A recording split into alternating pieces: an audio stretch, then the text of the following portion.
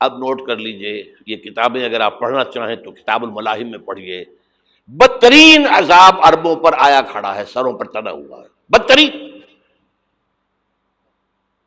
ایسی جنگ ہونی ہے الملحمۃ العظمیٰ، جس کو کہ میں بھی آپ کے گواہی پیش کر دوں گا، جسے کہا گیا ہے دی لاسٹ کروسیڈ۔ بش نے بھی کروسیڈ کا لفظ بول دیا تھا، پھر واپس لیا اس نے۔ نکل جاتی ہے جس کے منہ سے سچی بات مستی میں، فقیہ مصلحت بھی سے وہ رندے بادہ خار اچھا، کروسیڈ کہہ کر پھر واپس لیا۔ یہ کروسیڈ، اس کے اوپر جس قدر نقصان ہونا ہے عربوں کا، گریٹر اسرائیل بنے گا، یہ عراق، شام، اردن، سعودی عرب کا کچھ شمالی علاقہ، ترکی کا جنوبی علاقہ، مصر کا صحرائے سینا، اور اس کے ساتھ ہی جو بہترین اس کا زرخیز ترین علاقہ ڈیلٹا آف نائل، یہ سب یہودیوں کے قبضے میں جائیں گے۔ اس کو حدیث میں کہا گیا الملحمۃ العظمیٰ۔ عیسائی 80 علم لے کر اے مسلمانوں تم پر حملہ آور ہوں گے، اور ہر علم کے نیچے 12,000 فوج ہوگی، 9.5 لاکھ فوج۔ یہ نیٹو کی تیاری کس کے لیے ہو رہی ہے؟ جب یو ایس ایس آر کا خاتمہ ہوا تو پوچھا گیا تھا نیٹو چیف سے، اب کس لیے؟ تمہارا وہ دشمن تو ختم ہو گیا، اب ہمیں اسلامک فنڈامنٹلزم سے نمٹنا ہے۔ وہ جانتے ہیں خطرہ یہی ہے، اب اسلام ابھر سکتا ہے، مسلمانوں کے سینوں کے اندر وہ آگ ہے، اوپر خاکستر آ گیا ہے، تم کو اٹھانا بیٹھنا، یہ اندر تو انگارہ ہے، اوپر سے راکھ ہے، اس سے دھوکہ نہ کھا جانا ان کے دلوں کے اندر۔ اور بش نے کہا تھا مسلمان چاہتے ہیں کہ ہسپانیہ سے لے کر انڈونیشیا تک نظام خلافت قائم کریں، اور میں حیران ہوا تھا کہ اس کمبخت کو ہسپانیہ کا خیال کیسے آ گیا؟ ہمیں تو کبھی آتا ہی نہیں، اب ہم تو بھول گئے، وہ تو 500 برس پرانی بات ہے، جبکہ وہاں سے ہمیں نکال دیا گیا تھا۔ اگرچہ اقبال نے کہا تھا ہے ارض فلسطین پہ یہودی کا اگر حق، ہسپانیہ پر حق نہیں کیوں اہل عرب کا؟ ہسپانیہ میں تو 800 سال حکومت کی مسلمانوں نے، اور ابھی 500 برس سے گزرے ہیں نا۔ یہودی تو ارض مقدس سے 2000 سال نکالے گئے، انہیں لا کے آباد کیا گیا، عربوں کے سینے میں خنجر بھونک دیا گیا۔ وہ چھوٹا سا ملک جو چاہتا کرتا، کوئی پوچھنے والا نہیں۔ امریکہ جیسے اپنے بیٹے کی حفاظت کرے ویسے کرتا اس کی۔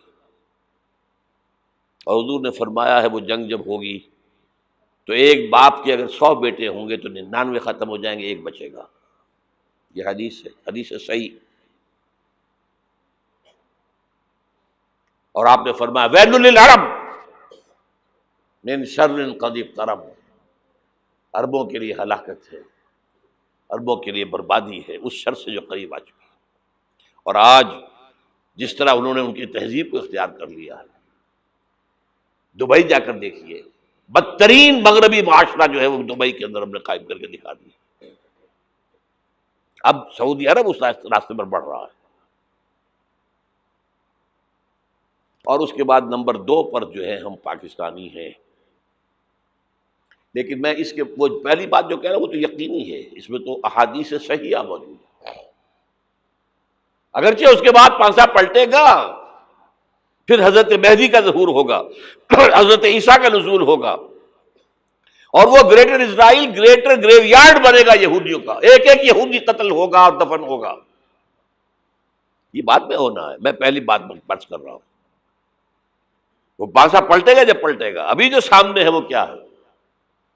جس ملحمۃ العظمیٰ کہا حضور نے، جسے آرمگیڈون کہتے ہیں عیسائی۔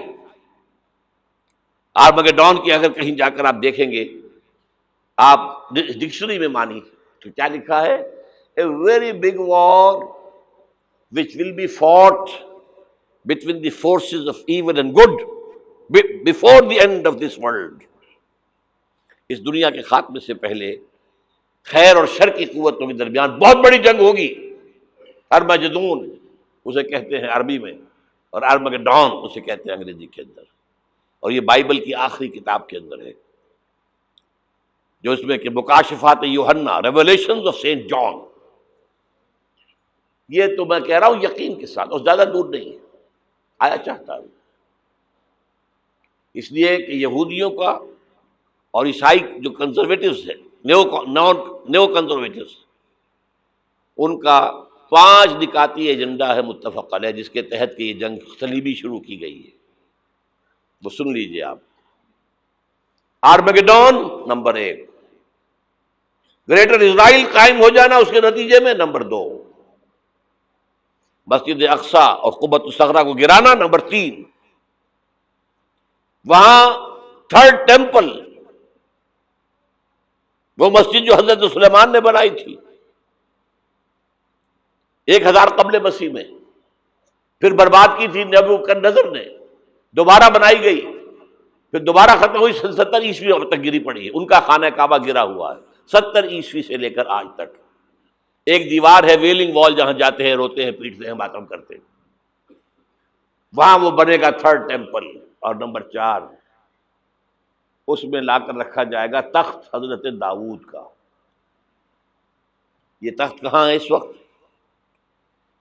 یہ لندن شریف کے اندر، جو ان کی پارلیمنٹ کا جو چرچ ہے، ویسٹ منسٹر ایبے، اس میں رکھا ہوا ہے. ایک پتھر تھا جس پر بٹھا کر حضرت داؤد کی تاج پوشی ہوئی، پھر حضرت سلیمان کی ہوئی، پھر وہ پتھر رکھ دیا گیا جب حضرت سلیمان نے بنایا ہیکل مسجد اقصی، وہاں رہا وہ. ہر بادشاہ جو تھا یہودی اسی کے اوپر بٹھا کر اس کی تاج پوشی ہوتی تھی. سن 70 میں ٹائٹس نے گرایا اسے، ہیکل کو، وہ پتھر لے گیا، وہاں سے روم گیا، روم سے آئرلینڈ گیا، آئرلینڈ سے اسکاٹ لینڈ آیا، اسکاٹ لینڈ سے انگلینڈ آیا، اور اب وہ رکھا ہوا ہے 14ویں صدی عیسوی سے آج تک.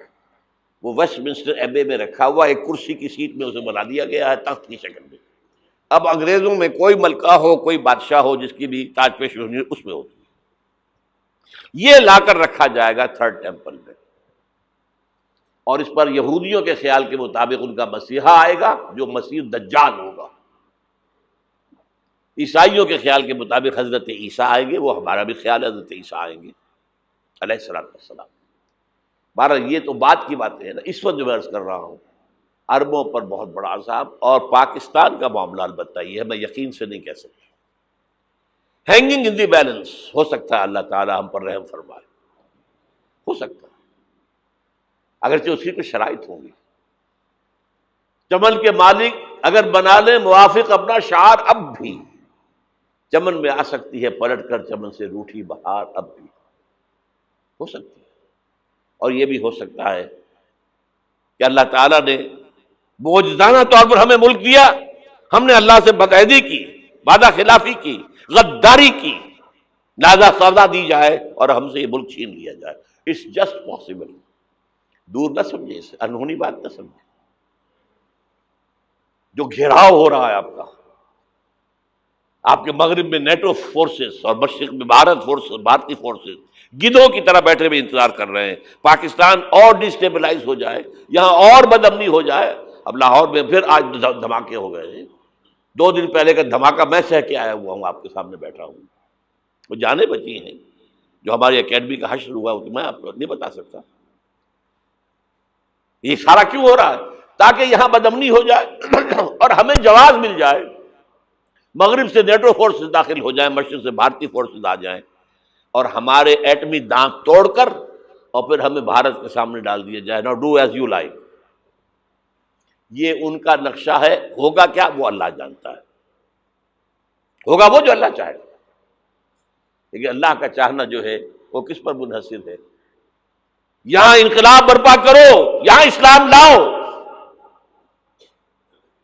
اگر دھندوں میں لگے رہو گے تو وہ خود بخود نہیں آ جائے گا انقلاب.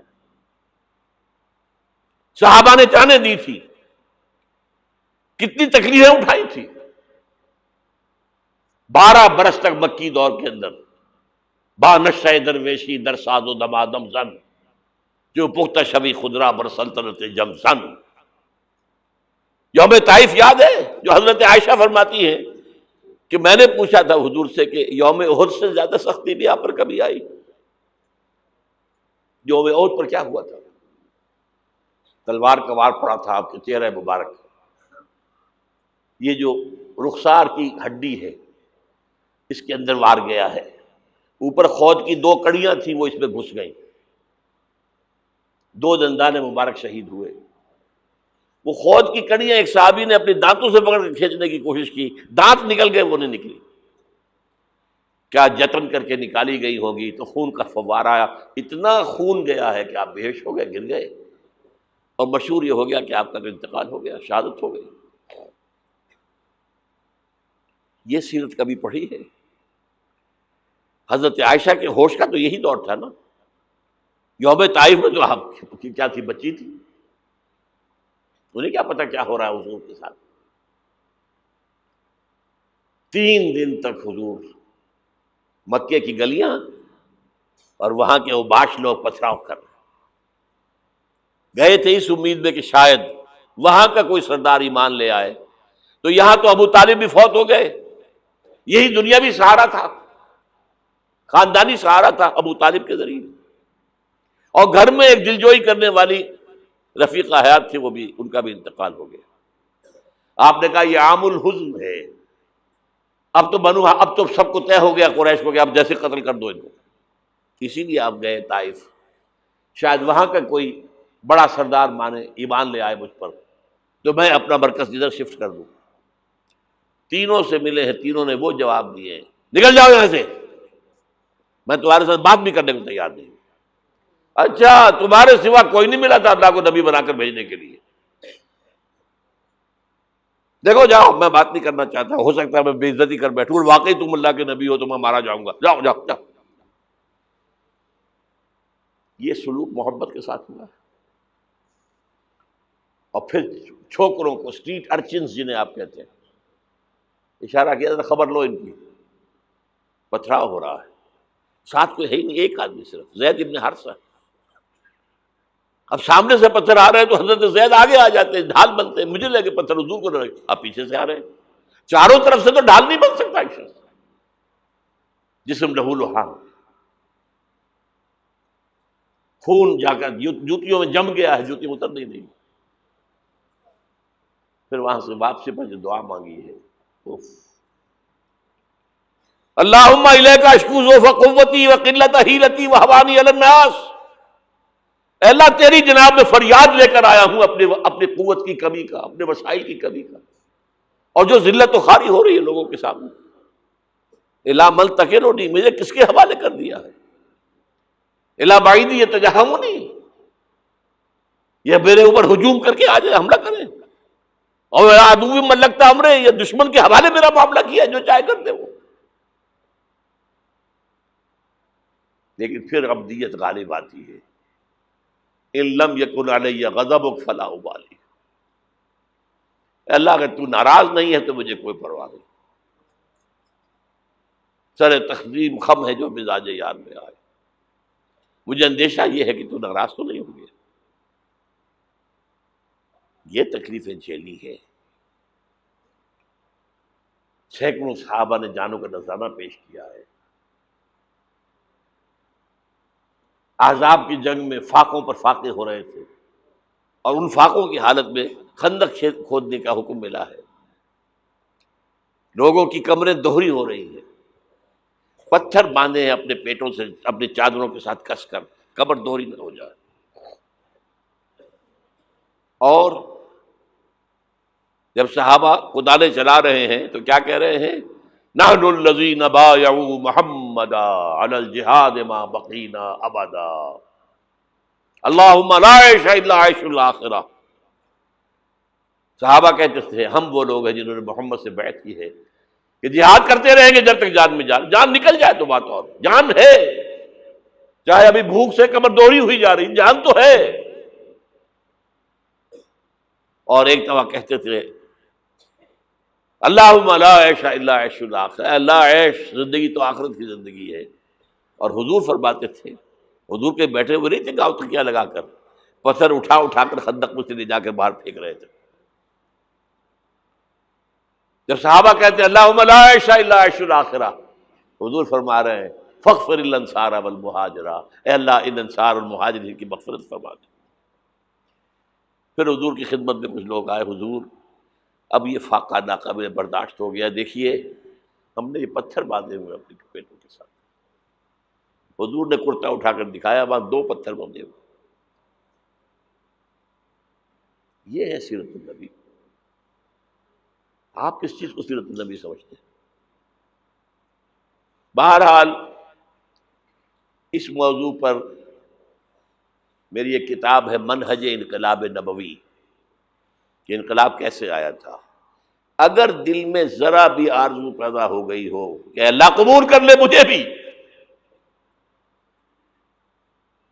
مجھے قبول کر لے اس کام کے لیے، تو وہ کتاب آپ کے لیے مسٹ ہوگی، اس کا پڑھنا۔